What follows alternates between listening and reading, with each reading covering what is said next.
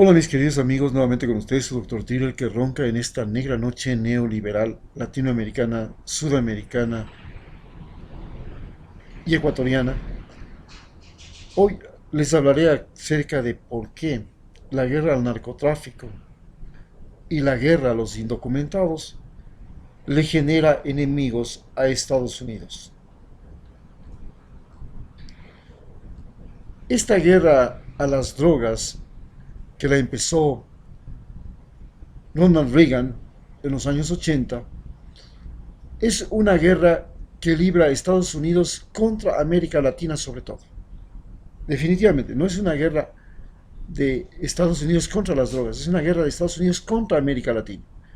Es una guerra en la que los Estados Unidos procuran tener el control de los ejércitos y la policía de nuestros países usando la justificación y de las drogas y amenaza o desacretiza y acusa de narcogobiernos a los gobiernos que no participan en esta guerra. En esta guerra, el objetivo no es frenar el tráfico de drogas, sino controlar las fuerzas armadas de los países latinoamericanos para sostener gobiernos aliados opuestos al socialismo del siglo XXI o cualquier otro socialismo. El mecanismo es convertir y catalogar a los traficantes y microtraficantes en malos, esto es, en personas que hacen daño a otros seres humanos. En realidad, los narcotraficantes no hacen nada diferente a lo que hacían los comerciantes ingleses en China en el siglo XIX, cuando convirtieron a la venta de opio en el principal ingreso de la corona británica. Tampoco es diferente a lo que hacían y hacen los productores y vendedores de tabaco de los Estados Unidos desde su independencia en 1800, desde antes de su independencia, desde 1876 hasta ahora, en que siguen siendo los mayores vendedores de droga. El tabaco es una droga y es la droga más adictiva y maligna para la salud humana. Es decir, ¿cuál hace más daño? ¿El tabaco o la cocaína? Pues evidentemente el tabaco. Los traficantes de drogas de América Latina son compradores directos de los campesinos, a los que pagan más y mejor por la coca que por cualquier otro producto que ellos cultivan, por lo que son en realidad un verdadero soporte de la economía campesina. Esto ya lo vivió Estados Unidos cuando sus contrabandistas de alcohol compraban en México el producto y pagaban más que cualquier otro producto mexicano, lo que benefició a los campesinos de la frontera. A diferencia de los grandes empresarios latinoamericanos y norteamericanos que pagan muy malos salarios e inclusive sobreexplotan ilegalmente a los trabajadores latinoamericanos dentro de su país y fuera, en América Latina, los narcos pagan muy bien. Es más, hacen escuelas, electrificación, casas, carreteras, que los estados como Colombia y México no los hacen. Y lavan dinero dando crédito a los campesinos sin pedirles garantías. Por ejemplo, eso es lo que hacen aquí los gota a gota en Ecuador.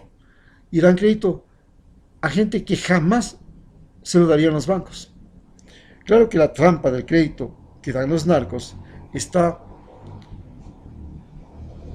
unas veces en los intereses, que pueden ser variables.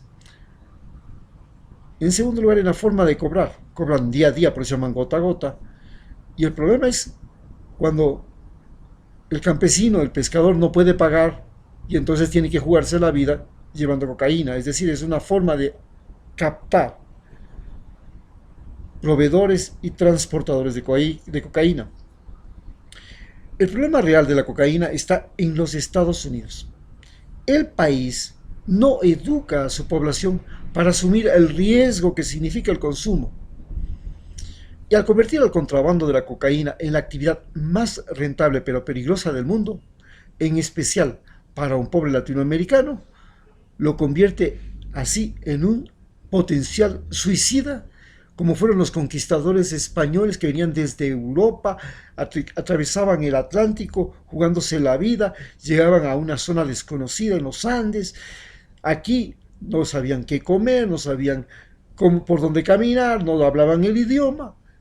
prácticamente era un semisuicidio, algo similar a lo que, por ejemplo, les pasó a todos esos inmigrantes que llegaron a los Estados Unidos por un pedazo de tierra o por el oro de California o por los salarios. Acordémonos que llegaban al oro de California y se jugaban la vida, andaban con revólveres y andaban matándose. Realmente, este mismo problema de cuanto más peligroso y problemas tenga el producto, como por ejemplo la cocaína, en llegar al mercado, sea norteamericano, europeo o australiano, más cara será y más atractiva por sus enormes ganancias el tráfico de droga, porque directamente la ganancia está en el riesgo, no en el producto. El precio de la cocaína, a diferencia del precio de cualquier otra mercancía, está determinado por el riesgo, no por el contenido. Es decir, la cocaína no vale por cocaína tanto. Hay otras drogas como el opio, por ejemplo, o drogas legales como la marihuana, ahora, o los opioides. Estos últimos son los principales causantes de muerte por drogas en los Estados Unidos. Pero como es producido por los laboratorios farmacéuticos e incluso recomendado por médicos, como el tramadol, que es un potente analgésico, no generan tanta ganancia como la cocaína. El apetito por la cocaína está determinado por la dificultad que le pone el gobierno norteamericano a la droga y a la persecución que hace de los narcos. Esto ya lo vivió Estados Unidos, no es nuevo. En la época de la Gran Depresión, en los años 20, se originó la mafia norteamericana. Y justamente en base a esa represión se creó tal poder en esa mafia que llegó incluso a poner alcaldes y a los presidentes como John F. Kennedy y Richard Nixon. Y es consenso de que la guerra a las drogas, a más de ser cara y difícil, es una guerra que se está perdiendo y hasta existe evidencia de que ya es una guerra perdida. No solamente por Estados Unidos, por Europa, ya inclusive por todos los gobiernos aliados de la región, inclusive por Ecuador. El que Ecuador esté en esta guerra lo hace violando su propia constitución. No estuvo en esta guerra durante la época de Rafael Correa. Por eso no teníamos bases militares aquí.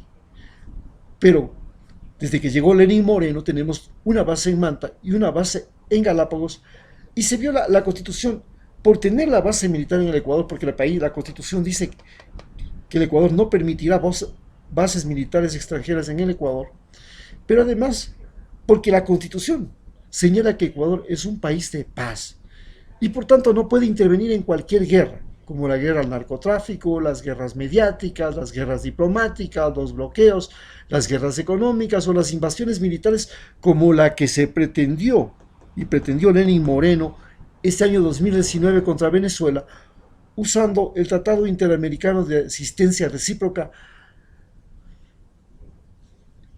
y que es una prueba de que Estados Unidos no respeta nuestra Constitución, ni tampoco nuestro presidente.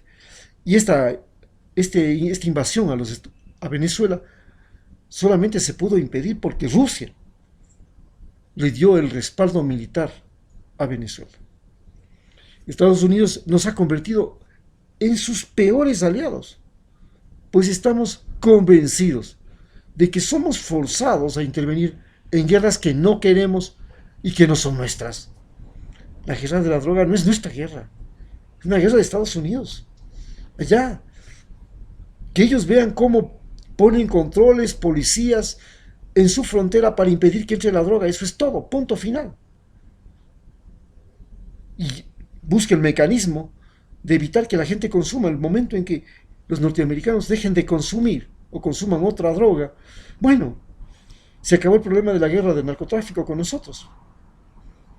Estas causas, más el muro, la discriminación a los hispanos y el aumento de la pobreza, son entre otras las causas más visibles para que desde Sudamérica ahora hayamos empezado a librar ya una guerra contra Estados Unidos.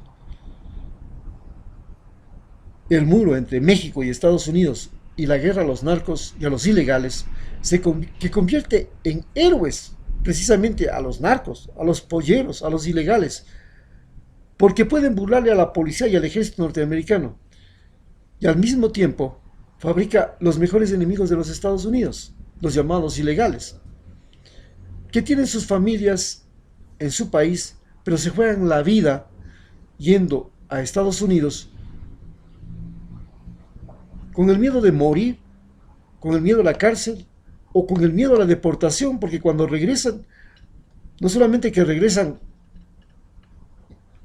tan pobres como se fueron, sino que regresan peor, porque para salir se endeudan en miles de dólares. Por esto, los narcos, los polleros, los ilegales, están comenzando a actuar como bacterias que traspasan la piel del gran imperio y que pueden actuar desde adentro, a diferencia de los ejércitos enemigos de Estados Unidos que actúan contra Estados Unidos desde afuera, fundamentalmente con ejércitos.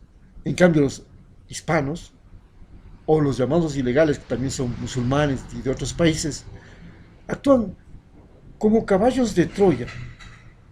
Y contra ellos Estados Unidos realmente no puede hacer nada. Estados Unidos, por el contrario, se está convirtiendo en el enemigo de toda América Latina, pues nosotros, los que vivimos en el continente, lo que queremos es que seamos iguales a los norteamericanos y no en su país, en nuestro país.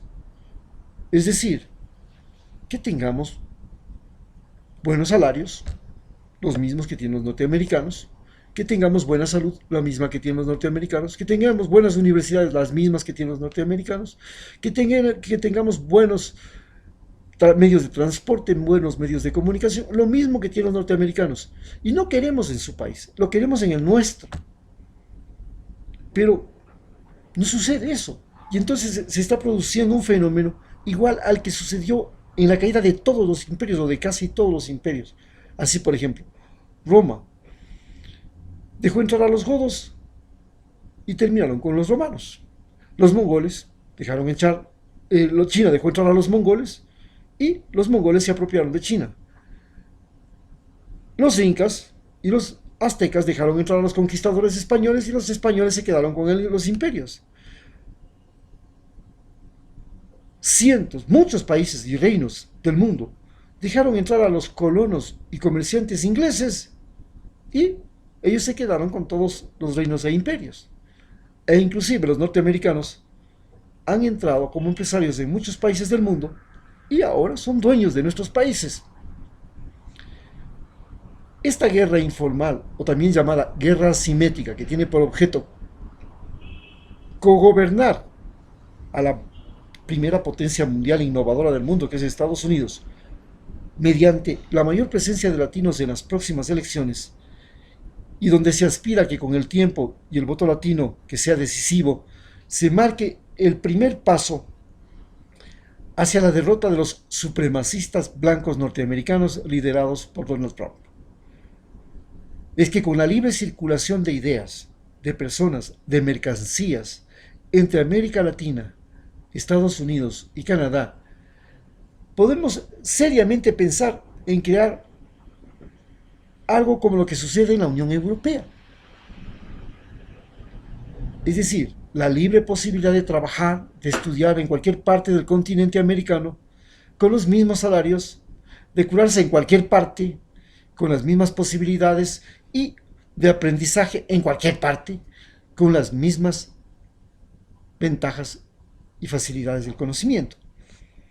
Y es que toda América quiere que no existan ya privilegios en la salud, privilegios en la educación, privilegios en el empleo, y todos estamos de acuerdo y queremos asumir desde Canadá hasta la Argentina la responsabilidad sobre la naturaleza, sobre las culturas indígenas, sobre la justicia laboral, sobre la convivencia pacífica,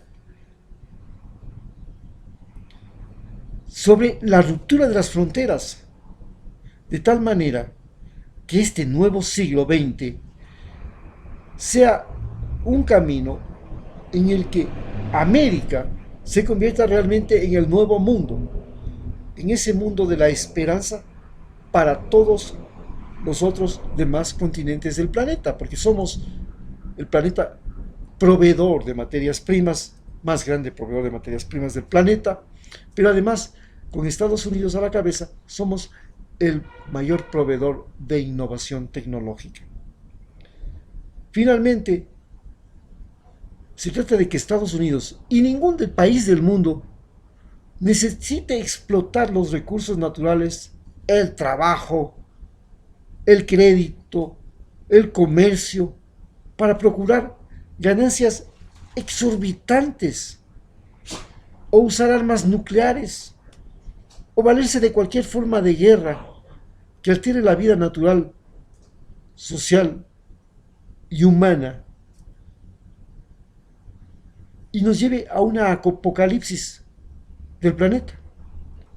Pero para lograr esto, todos los países deben librar una confrontación en todos los frentes con la burocracia del Pentágono, el Departamento de Estado y la Casa Blanca, que son un mundo aparte dentro de los Estados Unidos y que cogobiernan América de la forma más injusta, usando la fachada de cualquier presidente que gane las elecciones el 4 de noviembre de cada 4 años.